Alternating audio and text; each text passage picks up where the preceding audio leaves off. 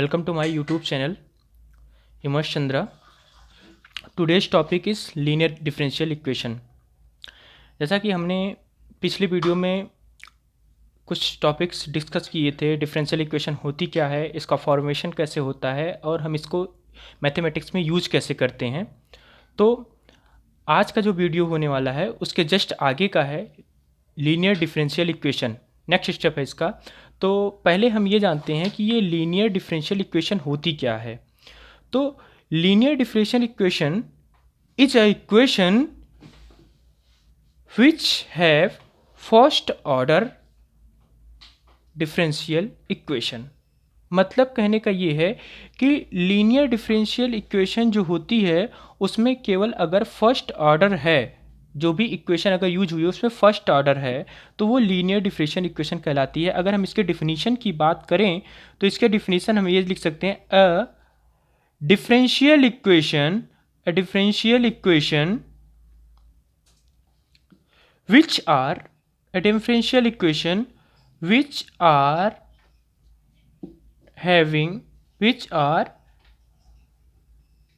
first order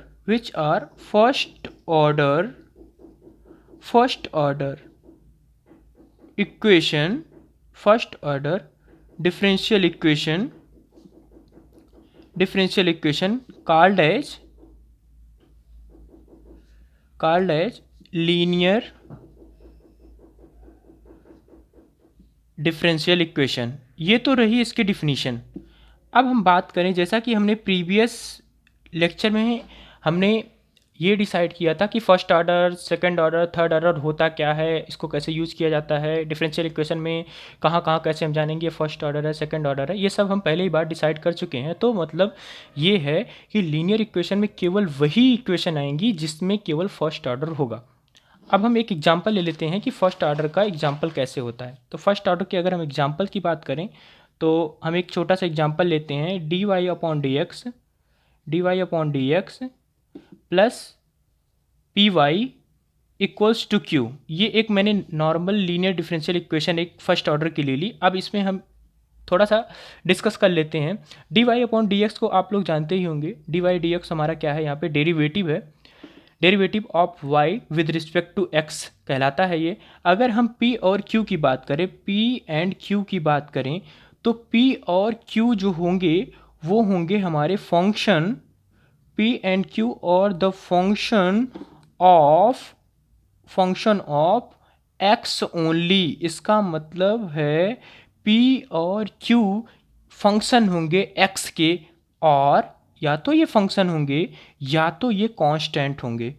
अब यहाँ पे कुछ लोगों को ये प्रॉब्लम आ रही होगी कि ये मैंने ये जो लाइन लिखी है, ये लाइन मैंने क्या लिख दी है कि फंक्शन ऑफ x ओनली।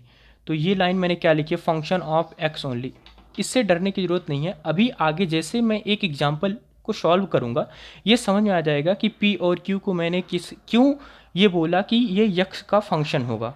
ठीक है, या तो ये फंक्शन होगा या तो ये कांस्टेंट होगा। मतलब दो ही चीज़ हो सकती है, या तो x का फंक्शन होगा या तो ये कांस्टेंट होगा। ठीक है, अब हम बात करते हैं कि इस टाइप की इक्वेशन जब भी आती हैं तो उसको सॉल्व कैसे किया जाता है। तो मैं बात करूं सॉल्व करने का प्रोसीजर होता है क्या। तो अगर मैं बात करूं सॉल्व कैसे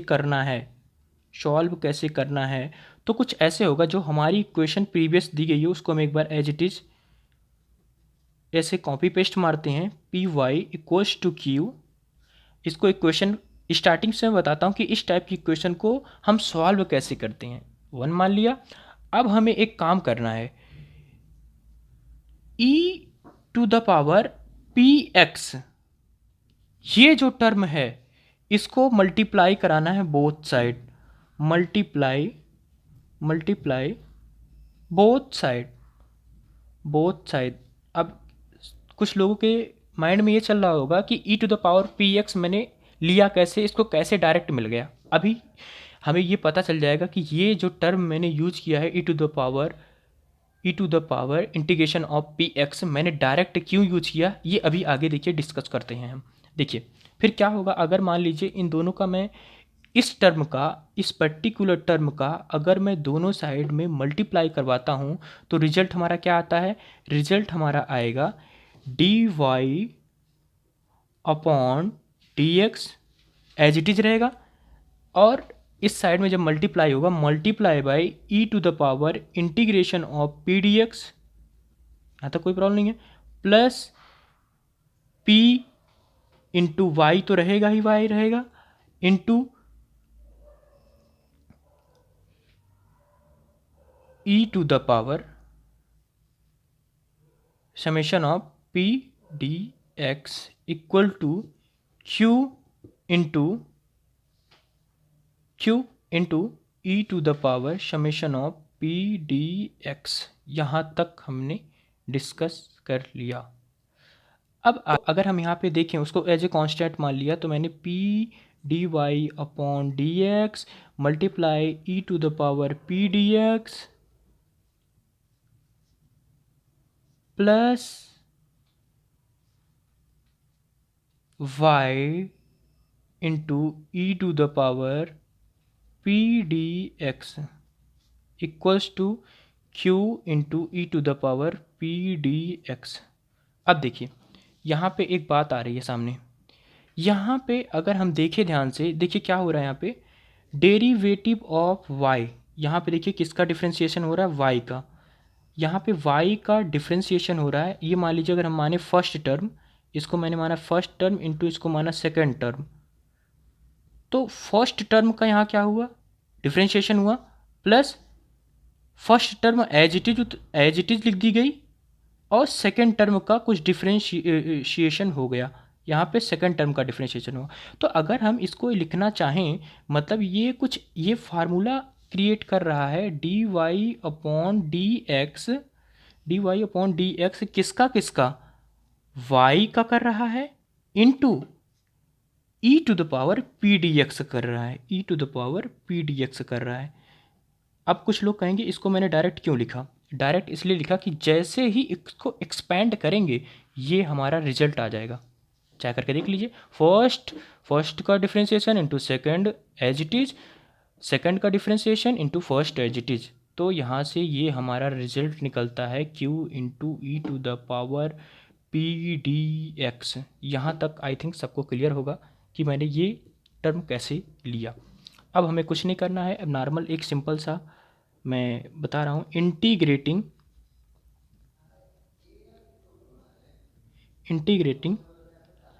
अब इंटीग्रेट कर देना है बोथ साइड, हमें दोनों साइड का इंटीग्रेशन कर देना है, बोथ साइड। अब देखिए इंटीग्रेशन आएगा कैसे, y इंटू, देखिए इंटीग्रेशन होता क्या है, जो हमारा डेरिवेटिव होता है, जो हमारा डिफ्रेंशिएशन होता है, इंटीग्रेशन का जस्ट अपोजिट होता है। मतलब अगर कहीं हम बात करें डिफ्रेंशिएशन हो रहा है और उसका मल्टीप्लाई इंटीग्रेशन से करवा दें, इंटीग्रेशन, तो रिजल्ट हमेशा 1 आता है। इसका मतलब ये कि अगर किसी का डिफ्रेंशिएशन हो रहा है, उसका इंटीग्रेशन हम करते हैं, डिफ्रेंशिएशन ऑलरेडी लगा हुआ है, फिर हम उसका इंटीग्रेशन भी करते हैं, तो वो हमारा फंक्शन, वेरिएबल, कांस्टेंट वो आ जाता है। तो अगर हम बात करें यहाँ पे आ जाएगा e to the power P D X आ जाएगा, इक्वल्स टू हो जाएगा, यहाँ पे आ जाएगा इंटीग्रेशन आ जाएगा Q into E to the power P D X, और यहाँ एक रिस्पेक्ट में डी एक्स। ये हमारा कुछ फाइनल रिजल्ट रहा, और यहाँ पे एक कांस्टेंट सी यूज कर लेते हैं। यहाँ तक आई थिंक सबको क्लियर होगा। तो क्योंकि यहाँ e to the power P D X से जब हमने मल्टीप्लाई करवाया था, तो सारे फंक्शन को ये इंटीग्रेट करने में हमारी मदद कर रहा है। तो यहाँ पे हम इसको बोलते हैं इंटीग्रेशन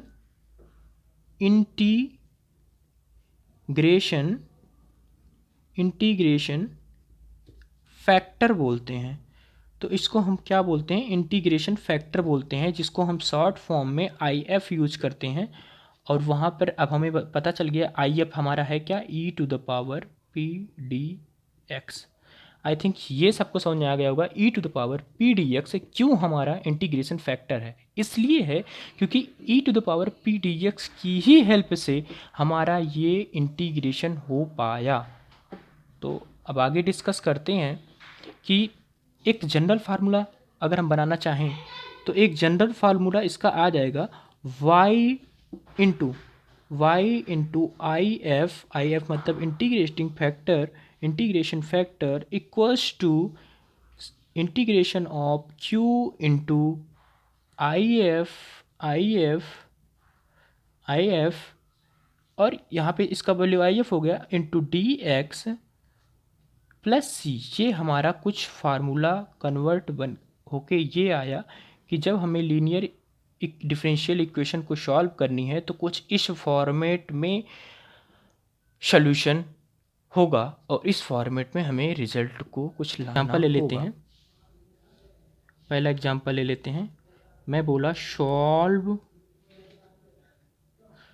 करनी है एक इक्वेशन हमें D Y upon D X plus 3x square divisible by 1 plus X की power cube multiply by Y equals to sine square X divisible by 1 plus X की पावर 3। सबसे पहले हमें करना क्या है, जब भी हमें इस टाइप की इक्वेशन मिलती है जो कि लीनियर डिफरेंशियल इक्वेशन है तो हमें सबसे पहला काम जो करना है, पहले उसमें तो बोल दिया सॉल्व करो, बट हमें चेक करना पड़ेगा कि ये लीनियर है भी या नहीं है। तो देख लेते हैं लीनियर है। लीनियर क्या कहता है, लीनियर डिफरेंशियल इक्वेशन ये कहती है कि उसका हमेशा ऑर्डर फर्स्ट ऑर्डर होना चाहिए। हाँ फर्स्ट ऑर्डर है, इसकी पावर 1 मतलब ये एक बार डेरिवेटिव हुआ है, इसका एक बार डिफरेंशिएशन हुआ है तो मतलब हाँ फर्स्ट ऑर्डर है। अब आगे बात करते हैं इसको सॉल्व कैसे करना है। अब हम कंपेयर करते हैं जो हमारा यूनिवर्सल होता है format, comparing this equation.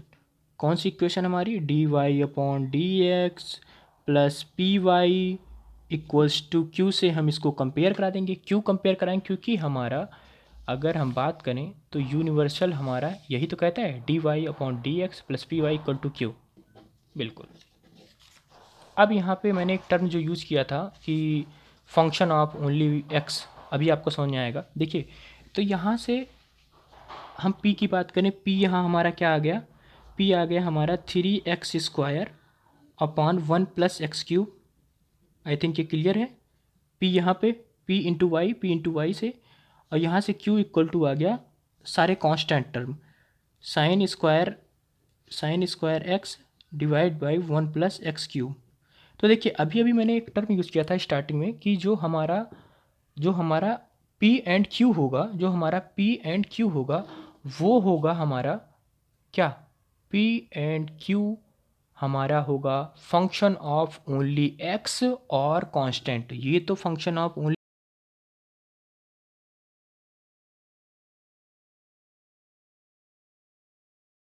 Factor क्या होता है, अगर हम बात करें इंटीग्रेटिंग फैक्टर, उसमें क्या हमने पढ़ा अभी e to the power integration of P D x.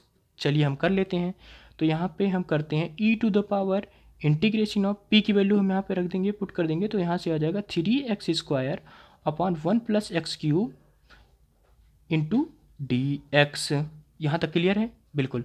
लेकिन अब कुछ लोगों के लिए ये प्रॉब्लम हो गई होगी कि इसका इंटीग्रेशन कैसे करेंगे। इसका इंटीग्रेशन 12th लेवल पे बताया जाता है, बट हम एक बार इसको फिर से बता देते। इस इंटीग्रेशन अगर हम बात करें 3x square upon 1 plus X cube का, ज़रा हम जल्दी से देख लेते हैं इंटीग्रेशन कैसे करते हैं। इसका इंटीग्रेशन कुछ ऐसे होता है, लेट हम यहाँ पे मानते हैं 1 plus X cube equal to, हम मान लेते हैं कुछ भी मान लेते हैं, चलिए टी मान लेते हैं, टी मान लिया।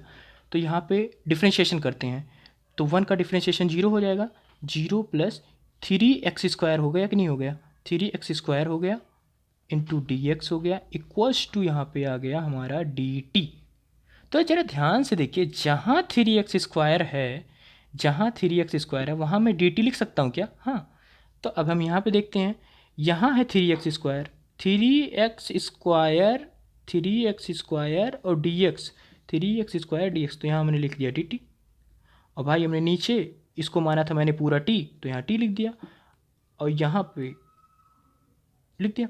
अब बताइए, आपने इसका इंटीग्रेशन पढ़ा होगा, 1/t को क्या होता है, log t। अब log t की वैल्यू यहाँ पे रख देंगे, log, और t की वैल्यू जो हमने मानी है 1 प्लस एक्स की पावर होल क्यूब, यही हमारा इसका इंटीग्रेशन हो गया। अब हम इसको वैल्यू, इस वैल्यू को यहाँ पुट कर देते हैं। देखिए e टू द पावर, ये वैल्यू आ गई हमारी, इसकी वैल्यू क्या आ गई, जो इसकी वैल्यू आई थी e टू द पावर क्या आ जाएगी, log 1 प्लस एक्स की पावर होल क्यूब। अब हम जानते हैं e यहाँ है तो e यहाँ है, इसकी वैल्यू तो 1 हो जानी है, तो यहाँ से जो हमारा फाइनल रिजल्ट आने वाला है 1 प्लस एक्स की पावर क्यूब, ये हमारा IF आया। तो अगर हम बात करें तो IF हमारा कितना आ गया, IF हमारा आया 1 प्लस एक्स क्यूब। अब क्या करते थे हम, जो IF आता था उसको हम मल्टीप्लाई करवाते थे। तो मल्टीप्लाई कैसे करवाते थे ज़रा देख लेते हैं एक बार फिर से। हम क्या करते थे, जो भी हमारा आता था IF, y इंटू IF करते थे, प्लस q इंटू IF करते थे, प्लस इंटू DX करते थे। चलिए करते हैं। तो हमारा इक्वेशन जो भी फॉर्मेट है, क्या करते हैं हम, y into IF equals to integration of q into IF, और dx करते थे, यहाँ पे c कर देते थे। तो चलिए फटाफट हम वैल्यू से रख लेते हैं। तो y की वैल्यू तो एज इट इज़ y ही रहेंगी, और IF की वैल्यू यहाँ पे आएगी 1 plus X cube,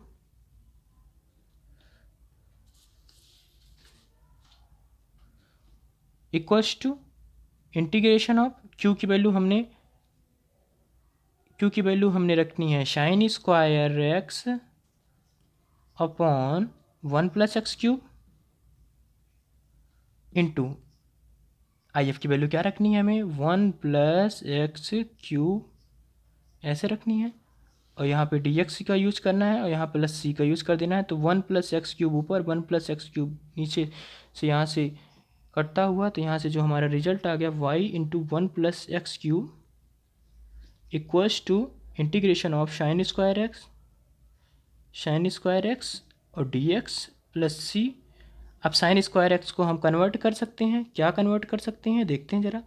1 plus X cube sign square X को हम लिख सकते हैं साइन 2x के फार्मूले से, सॉरी cos 2x के फार्मूले से, 1 minus cos 2x divisible by 2, ये होता है हमारा साइन 2x का, साइन स्क्वायर एक्स का फार्मूला हम लिख सकते हैं इसके स्थान पे, प्लस c।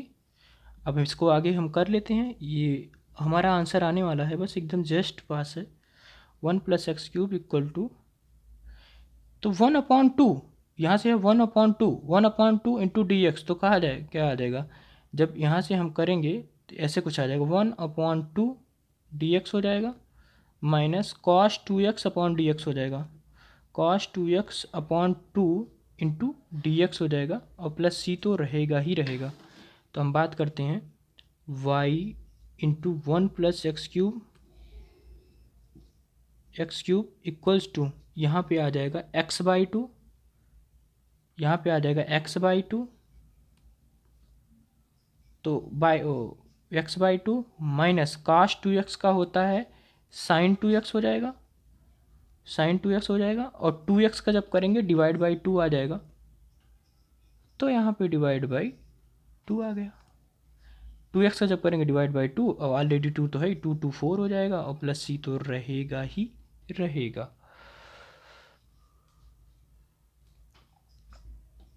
तो ये हमारा कुछ आंसर होता हुआ, ये हमारा आंसर हो गया।